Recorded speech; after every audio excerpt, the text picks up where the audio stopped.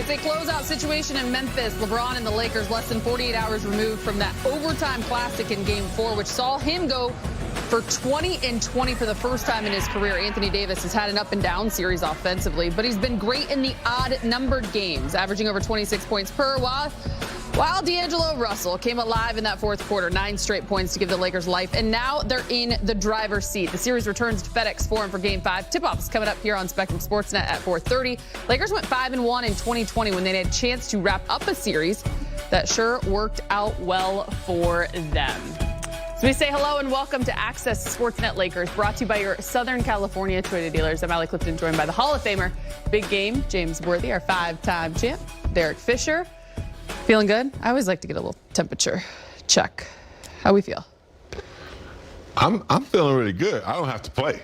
So, I've been there, done that. I still get that, that butterfly feeling, especially during the playoffs, because you can't be out there. So, you get that extra buzz. I'm happy for these guys. They've been on a journey this year, and they've arrived in a place where they want to be. So let's see. Yeah, I feel the same way. I haven't had to play, don't have to play tonight. Just get to watch these guys, so I feel great. The team got into Memphis early yesterday, hoping to be able to start that lock-in process, if you will. So let's get right to it. The Lakers are now 1 game away from moving on after beating the Grizzlies in Game 4. Here's how the West looks right now as a whole. Suns and Nuggets have both moved on to the conference semifinals. That one should be spicy. And if the Lakers win, they will move on to take on the winner of the Kings Warriors in the next round. As you see right there, they are tied up at 2-all. Moving forwards, what do you think it's going to take to close this team out in Memphis? I don't know. I mean, obviously the game is played, and you have to be able to adjust to how the game is being played and try to make plays and defensive rebound and offensive rebound, and you get an opportunity to get in there and get scrappy, obviously versus this team, you go and do it. And, the closeout game is always the hardest game of a series. It's the most tiring one. It's the most brutal one, and we better be ready for it. And I think we'll be ready for it. We know that we can win there. We've done it. And, closeout games are always the toughest, especially when you're on the road. So our mindset, our attention to detail has to be ultra locked in. We can't go in and have a slow starter or mess around with the game, because then we'll be coming back here for a Game 6. So, we did what we were supposed to do at home. Was able to still win in Memphis, Game 1. So now, we're going to come in with a defensive mindset, and taking it one possession at a time. All right, I'm going to keep this one simple. Big Game, I'll start with you. As former players, the both of you, of course, how hard is it to close out a series? It's hard. It's hard, especially the team that they're playing. Sometimes, depending on the team you're playing, you're going to close it out. But Memphis is a tough, brash, young team. They have a really good home record. I think they've only lost like 6 or 7 games at home. Brez will correct me on that one. 6, okay. So, yeah, they won a Game 7, so it's going to be tough. In most cases, it's hard because when you're up 3-1, it's hard to keep that energy up because you automatically sometimes feel like you're going to win the series. So this is a tough one. Maybe the toughest of all of them. Yeah, I think closeout games are tough because, both teams are, most of the time, most players are thinking too large. Their scope is too big.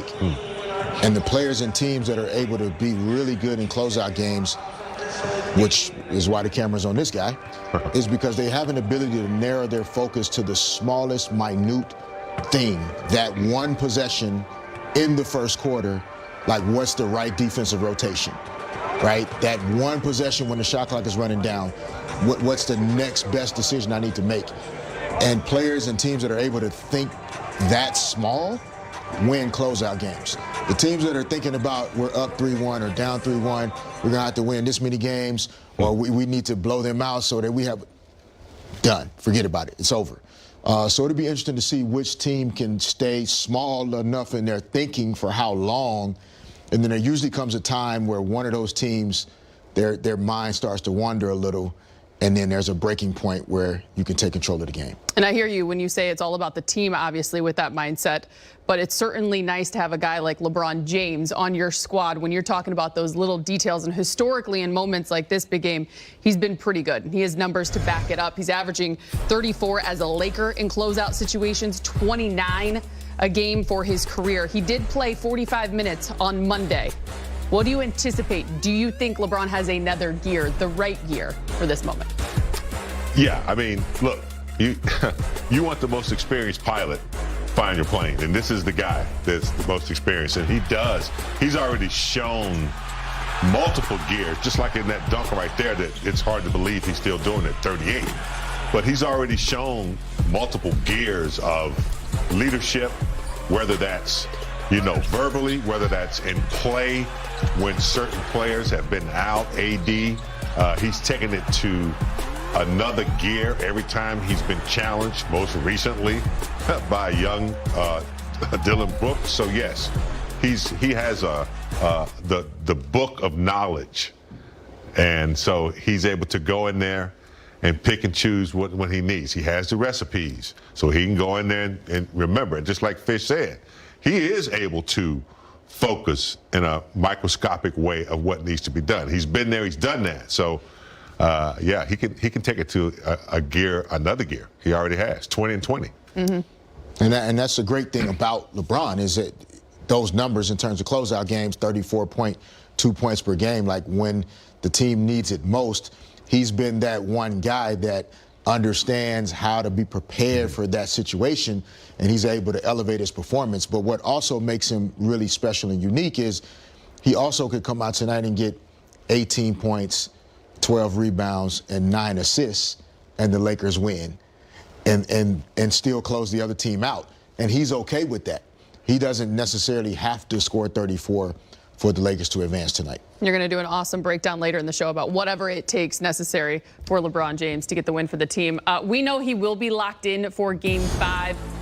How about this moment from Game 4? Does this remind you of another moment in his career? Yeah, unfortunately, he was very locked in. Yeah, unfortunately, I experienced the look on the left when I played in Oklahoma City, and we played against the Miami Heat in the 2012 NBA Finals. That's for another day. But yeah, no, he definitely looks like a king, which lions are the king of the jungle, and that is definitely the look that he has on his face right there. Some things just never change. Let's get you live to Memphis for Game 5. Let's see if he has the look in his eye between the Lakers and Grizzlies. Lakers reporter Mike Trudell joins us live from the Grindhouse. What's up, Mike? You got your look? Hey guys, I think my look is normal. It's like my reporting look, It's serious. I don't know. LeBron's right over there. You know what? I was reading a bunch of stuff earlier, and of course I don't have it in front of me right now. But the stat that I saw, there's only one player that has more closeout wins in the playoffs than LeBron James, and I believe it's Fish. Now, LeBron has since passed Fish in a couple things like postseason minutes and postseason games and stuff like that, but we might have to check that out again, and I'll have it ready for next time. But I think that's the fact. And I just always love seeing Fish's name right up there with LeBron. Now, Dylan Brooks was warming up Ali on the other side of the court, and so far this series, LeBron's shooting 63% with Dylan Brooks as his primary defender, so I just wanted to sneak that in there. And now, let's go to Darvin Ham. And Darvin, I was just asking, hey, what's your mentality as a coach going into closeout games? He, of course, was in some as a player, some as his assistant coach, and where did he lean on LeBron, if at all, who's been in more of these than anybody but our guy, Derek Fisher. So here's Darvin a couple moments ago. I think the biggest mindset is to come out with, a high competitive spirit, a next play mentality, role mentality. Obviously, this building's going to be rocking for their team tonight. And to get strong as the game gets longer, not get discouraged, not get disappointed, constantly try to move on to the next play, next possession as best you can. And again, yesterday is gone and tomorrow is unknown. So we just got to focus on and pour everything we got into today.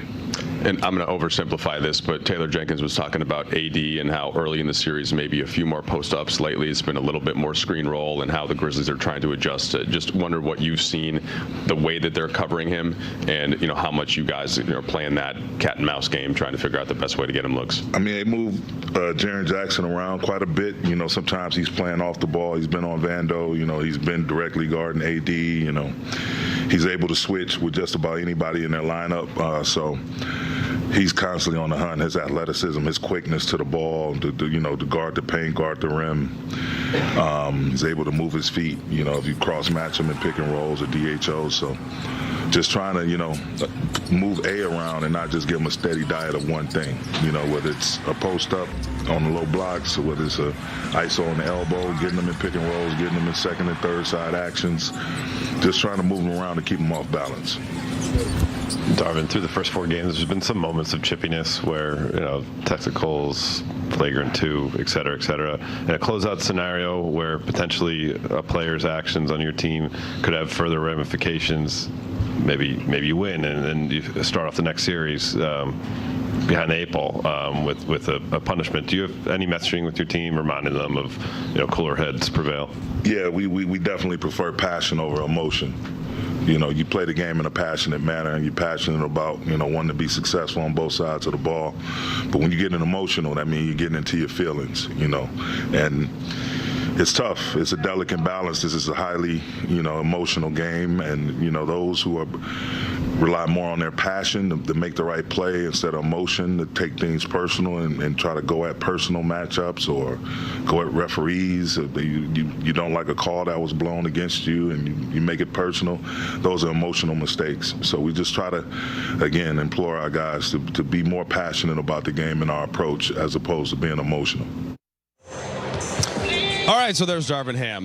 Guys, it's starting to build here, the energy, but I did look up this stat, and it's courtesy of Elias Sports Bureau, and shout out to Dave McMenamin for putting it to my attention. So it's best record in potential closeout games in NBA history. LeBron and Fish right up there for number 1. So LeBron 39-11, Fish 39-12. So if LeBron can get one tonight, he would, of course, stay up top, and if not, Fish would move back, and Fish, I assume you're rooting that LeBron actually, the percentage goes up in that one. Anyway, just wanted to get that one in before you, Fish. Yeah, nah. It's the only thing I'm close to LeBron in anyway, so I don't mind him continuing. His shoulders are much bigger than mine. He can carry the weight. He'll be fine. Good stuff there, Mike Trudell. Before I let you go, I just want to give you a shout out. The Twins picture with Big Game as Littles to the other night was awesome. Yeah. Almost brought a tear to my eye. Big Game, always so generous and always so great. Not just with my kids, but just with any kids in general. But they were always excited to see him, and to have to be that small and then be up to James's thigh now. It's for me they're up to here. James are about the thigh level. Yeah, I love that they're coaching little Riggs too. That's my first question. How you like coaching your little brother? They dig it. They digging it, man. All That's good. awesome. That's part of their job. That's part of their job. Beautiful family, man. Love it.